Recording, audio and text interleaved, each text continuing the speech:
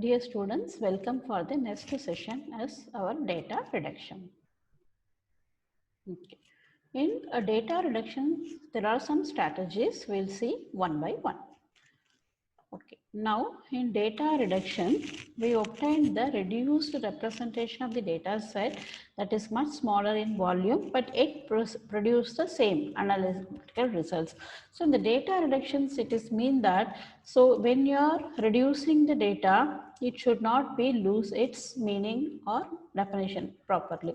So that has to be taken into care, because already we have seen low data will be low quality of the data will be leading to low analysis. So data reduction doesn't mean that you are reducing the data. So that means which data is meaning to our analysis, only so those type of data we are taking for our mining. And next one is why data has to be reduced. It has to be reduced. Okay, a database or a data warehouse may store a terabytes of the data. So n number of data will be available. That complex data analysis may make a very long time to run on the complete data set. So the data which has been given in a data warehouse or database, all the data will not be applicable for us. So if you take the entire data over there for analysis, that will become a tedious process. So to avoid that one, the data which is required alone has to be taken. So in that case, we are going for a data reduction. Okay, now we'll see what are the data reduction strategies. First one is a dimensionality reduction. That is, we have seen data warehousing in a multidimensional view. So in that case, you have to remove the unimportant attributes. So for removing the unimportant attributes, some statistical formulas and methods are available. That is a wavelet transform, principal component analysis, and feature subset selections and feature creation. So these are all the analysis where we can go for using for the dimensionality reductions. And next one is a numerosity reduction. Some simply call it as data reduction. So with this concept, we can avoid some data. That is, our regression and log linear models can be used for reduction rate, and histogram, clustering, sampling, which is having the same characteristics. Only those type of data alone will be taken into account. Next one is the data cube aggregations. That is, combining the summationing the data. So that also we can use. The next one is the data compression. So this is strategies may be used for reducing the data size and space. So that is, your data reductions can be done by dimensionality reduction, numerosity reduction, and data compression. So this is all the strategies used. Okay. The first one we'll see the data reduction, that is the dimensionality reduction, the proofs of dimensionality. When dimensionality increases, data becomes increasingly sparse. So more number of dimensions is there, then it will become a very sparse in nature. So it is very difficult for us to view the data. So density and distance between points, which is critical for clustering, out linear analysis become less meaningful. So we know which are already we have seen what is clustering also, that is interrelated and intrarelated objects in the groups. So if the space is more, means the points will become larger. So then it will not be applicable for clustering or finding the out linear analysis. So it is difficult for us to take the data. The possible combination of subspace will grow exponentially. So number of subspaces also will be grow exponentially because of a sparse nature of the data. So we have to go for the dimensionality reductions. Avoid the proofs of dimensionality. If more number of spaces very scattered, don't take such type of data. Help eliminate irrelevant features and reduce the noise. Some data which is not relevant for your analysis, don't take such type of data, so that you can reduce the noise and reduce time and space required in data mining. So such type of reductions will be taking less time for analysis and less space for storage, and allow easier visualization. So the attribute is very less. We can visualize the data in the neat format so that end user can be benefited. Next is a dimensionality reduction technique. So already we have seen the techniques which has been used for reduction is wavelet transform, principal component analysis, and supervised and nonlinear techniques. So these are all the very important concepts for feature selection. Okay. Next is attribute subset selections. Apart from this, how to select the attributes. Okay, this is also one of the way for reducing the dimensionality of the data. Okay. Now you see how to eliminate the redundant attributes. Redundant attribute is due to duplications. So duplicate much or all the informations contained in one or more other attributes. So sometimes, for example, purchase price of the product and the amount of the sales tax paid. So this is a different way, but all are belonging to the same thing. So such type of redundant data should be avoided. Or irrelevant attributes contain no information that is useful for the data mining task at hand. Suppose student's ID is often irrelevant to the task of predicting the student's GPA. If I'm finding the student's GPA, either name is sufficient or ID is sufficient. So in that calculation, we does not need to know the ID. So that ID value should not come in the GPA marks. So that is an irrelevant data. Such attribute has to be eliminated. And one more thing is heuristic search in attribute selection. Okay. See, there are 2 to the power of d possible attribute combinations of d attributes. So how to take the selections? So heuristic selections method is bringing first find the best single attribute under the attribute independence. So the assumption is number of many attributes are there. We can go for the combination of 2 to the power of d possible combinations, but we have to find out which is our first independent attribute, which is a root attribute that has to be selected. That is a best single attribute under the attribute independent assumption. Choose by the significant test. Level of significance is there. Hypothetical value, you can test the particular attribute. Then best stepwise feature selections. Once the first attribute has been selected, then you have to go for the next attribute which is related to the first attribute. So the best single attribute is picked first. Then the next best attribute conditions to the first has been selected. So in this way, step by step, which is the best step, we have to best feature, we have to select one by one. Then stepwise attribute eliminations, and repeatedly eliminate the worst attribute. Once you are combining the attribute together, if it is not considering for the task, then you eliminate one by one after the combination has been made. Best combined attribute selection and eliminate, that is the irrelevant data can be eliminated. Optimal search and bound. So this already I have studied. So this is the technology which is going to find out the best and worst fit. Use the attribute eliminations and backtracking. So similarly, if this has to be going for iteration wise, best fit and worst fit will be keep on doing, and you'll be eliminating the unwanted features. Next method is numerosity reduction. So here reduce the data volume by choosing an alternative or smaller forms of data representations. We cannot take entire data and go for analysis, like sampling point of view also we can take. So there are different ways of selecting the data. One is a parametric methods. So here main thing is, example, you can go for a regression. Assume the data fits some model and estimate that model parameters, store only the parameters and discard the data. That is expected possible outlier. First you frame the model. So whichever data is fixing for that model, so that model has to be taken as a sample, and you can use for other data to find out whether that feature is used or not. So this example is a log linear model. This obtained a value at a point in MD space as a product on appropriate marginal subspaces. So first you find the model and you take the data which is has been taking a estimation for this model. Only such type of data or features can be selected from the given input data. First we have to frame the model, and based on that you can estimate the other values. Okay, this is the parametric method. And next one is a non-parametric method. Do not assume the models. Just we can go for a histogram or clustering or sampling. There is a major families where you will be making a group and you will be finding out whether that data is falling under the group or not. And then you can decide that particular number is sufficient for analysis.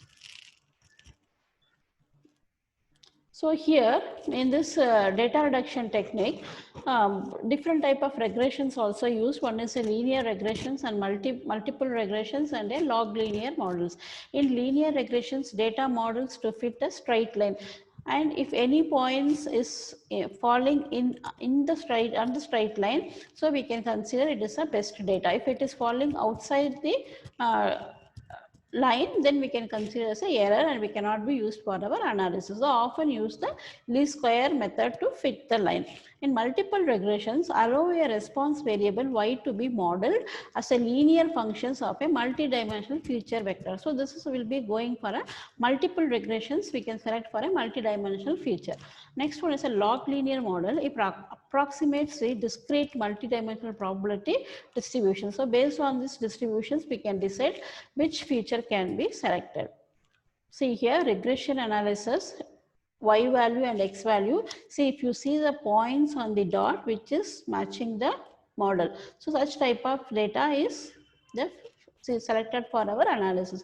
The points which is moving away from this line, which is not relevant to our future, so it can be discarded, depends upon of the error rate. So regression analysis is a collective name for techniques for modeling and analysis a numerical data consisting of the values of dependent variables are also called as responses variable. That is x is related to y and y is related to x or measurements, and one or more independent variables. Okay, the parameters are estimated as a given as a best fit of the data. That's what the point lying on this line is called as a best fit of the data. Most commonly, the best fit is evaluated by using the LSM, that is your least square method.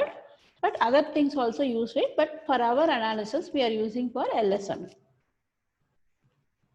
Okay. Next one is a clustering. Clustering is nothing but partitioning a data set into cluster based on the similarity and store cluster representation, example centroid and the diameter only. It can be very effective if data is clustered, but not if data is merged. That means you are not merging data, but based on the characteristics, you are combining your data. It can be hierarchical clustering and can be stored in the multi-dimensional index tree structures. And there are many choice of clustering definitions and clustering algorithms. We'll be seeing one type of definitions and algorithm, and cluster analysis is a separate chapter which is given in the 5th unit. That also we will be covering it. Okay. The next method is sampling.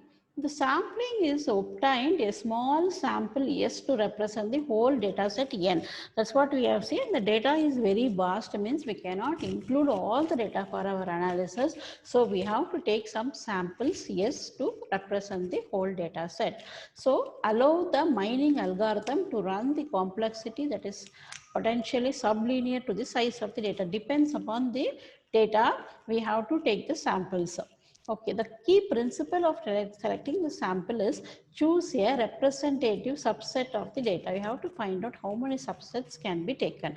Simple random sampling may have a very poor performance in the performance queue. So we have to first find out the best subset. From that, you have to develop a method for selecting a best sampling. So develop an adaptive sampling method, that is a stratified sampling. For selecting a subsample itself, we require a method to go for our analysis. Sampling may not be reduced the database input or output, just it is pages at a time. That is, at a particular time, samples how it is behaving. So the meaning is it will not be affect our the entire data, and we cannot take it as a discarded method. Okay, in sampling, you can see the different types of sampling. One is a simple random sampling, and sampling without replacement, and sampling with the replacement, and stratified sampling. If you see simple random sampling, there is an equal probability of selecting any particular item. That is a simple random selecting. The sampling without replacement means once the object is selected, it is removed from the populations. You are not going to keep back that sampling in the set. The sampling with the replacement, a selected object is not removed from the population. So once the subset has been selected for your analysis, again the sampling, again the object will be put back into the process. Next one is stratified sampling. There is partitioning the data set and draw sample from each partition, and we have to find out how it is behaving. And next one is it is used in conjunction with the skewed data.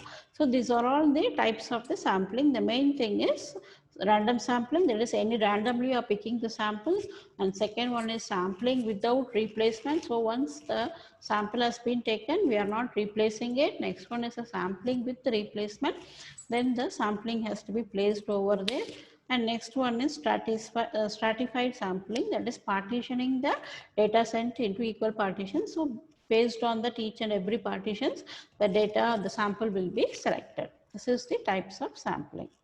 So if you see the sampling with or without replacement, if you see here the sample random samples without replacement. Suppose if I take the samples without a replacement, just I'm picking it, I'm not going to keep it over here. This is kind of sampling which can be taken for the replacing. There is a difference, it has been taken it. So here once if I'm taking, I will not put it back again. Once if I'm taking, I can put back over here. That is the with or without replacement. Okay, this is the clusters or a stratified cluster. So here this is one group and here this is one group. So this is the raw data over here. So how the clusters are being taken, if you see all the points which is having a similar subgroups has to be combined together with the samples. So this samples has been taken from here in this partition and this has been taken from this partition. Like that we are taking the samples in the stratified sample, that is each and every partitions we are taking small samples for our analysis. That is your stratified sampling.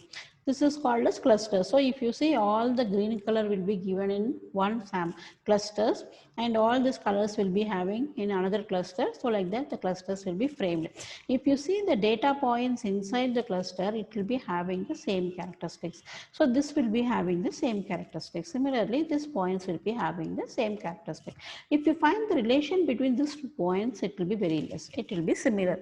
If you find the relation between this point and this point, the difference should be more. Then only we can frame with the different clusters. So here sampling, while I am taking a stratified samples, you see here few points has been taken from this cluster and few points can be has taken from this cluster and few points has taken from this cluster for analysis. So in this way only we have to take a stratified sample for our analysis. Okay, next one is data aggregation. This is the lowest level of data cube, that is space cuboid. So aggregation is nothing but summation kind of thing. You see the aggregated data for an individual entity of the interest. Example, customers in a phone calling data warehouse. We'll see one example, you can understand it. So if multiple levels, so I can make the number of customers who is ordering through the phone. So that will be separated separately. The customer who is ordering through email or like that, if different type of people will be aggregated and keep it separately. So multiple levels of aggregations in the data cubes. So data aggregations also different capacities are there for take it in the data cubes. So the further reduced size of the data to be deal with. Okay, next one is the reference appropriate levels. Okay, we'll see in one by one. Use the smallest representation which is enough to solve the task. When we are aggregating the data, already we have seen n number of data are available in the data warehouse. So in that case, you should not take all the data for our aggregation, for our summation. Use the smallest representation which is enough to solve the task. First you have to, it is all the data selection has to be based on the task what we want to do. So any data which is related to that task, only those data has to be taken for aggregations. And you have to queries regarding aggregated information should be answered using data cube when possible. So whenever you are querying the data for all SQL queries for taking back the things, so it should be answered using the data cube. So the data cube will be having a different phases, so each and every phases will be giving the aggregated value you want, so that can be represented. Next one is a data compression. This one We'll see it in the next class.